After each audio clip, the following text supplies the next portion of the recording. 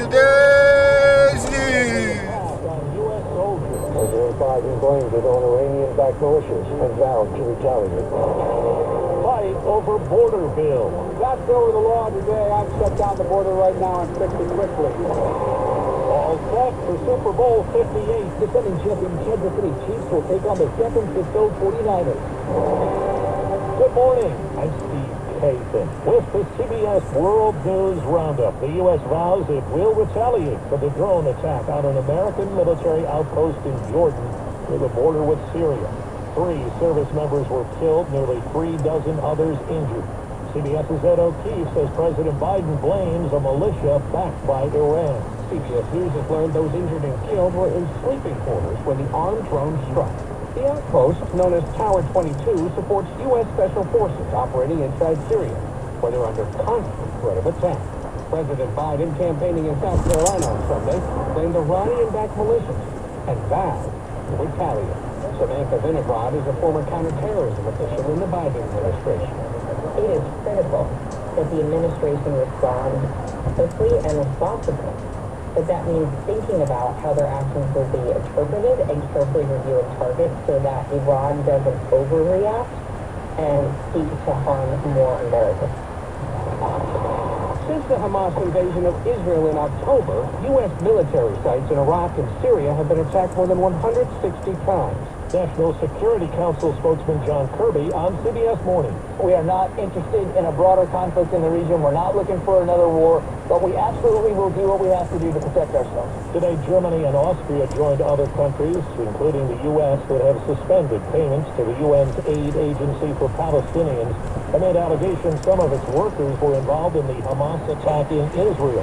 CBS's Deborah Patter. For the more than 2 million Palestinians in Gaza who depend on that aid, the costs are potentially crippling. And on the top of the constant hunger, now they cut our aid. This woman said, what did we do wrong? Now to Washington, correspondent Scott McFarlane has the latest on the political battle over a border bill. For months, the southern border has been the focus of closed-door negotiations on Capitol Hill. This week, a deal could finally be announced.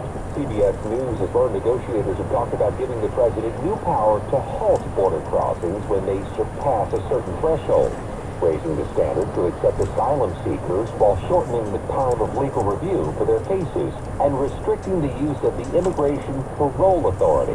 But House Speaker Mike Johnson has warned the plan could be dead on arrival in the Republican-controlled House. And Trump supporters in Congress say the White House already has the powers it needs. My position is he has every tool at his disposal right now to secure the border. They're just the party of open borders now. That's the problem. This morning, we're hearing from E. Jean Carroll, the writer who was awarded more than $83 million by a New York jury on Friday. Former President Trump, found liable of sexual abuse and defamation, will appeal. Carroll was on CBS Morning. I think they said, enough was. Enough saying horrible, slimy, terrible things about me. It's next stop Las Vegas for Super Bowl 58 now that the NFL's conference champions have been crowned. Kansas City will head to its second straight Super Bowl, the franchise's 4th appearance in the NFL's title game in the last 5 seasons, after prevailing over the Baltimore Ravens 17-10 in the AFC Championship. QB Patrick Mahomes on CBS. We've been underdogs for the last 2 games, so we never feel like underdogs. We got a lot of guys on this team that know how to win. Over on Fox, the San Francisco 49ers overtook the Detroit Lions in a nail-biter. And there it is! The 49ers are going to the Super Bowl! It'll be a rematch of the 2020 Super Bowl with the Chiefs down the 49ers 31-20. Matt Piper, CBS News. Overseas, Buckingham Palace says Princess Kate went home from the hospital today. She underwent abdominal surgery earlier this month. It's 4 minutes after the hour. Well, that's today's news. Today's news. I didn't hear any good news, did you? I didn't think so. I guess it's all about perspective. The glass is half full. Well, as always, I'd like to thank you again for coming along with me on these Dash Cam News adventures. You know the drill. Peace, love, and all that hippie jazz. Bye-bye, everybody. It's 50 degrees here in Pittsburgh, California.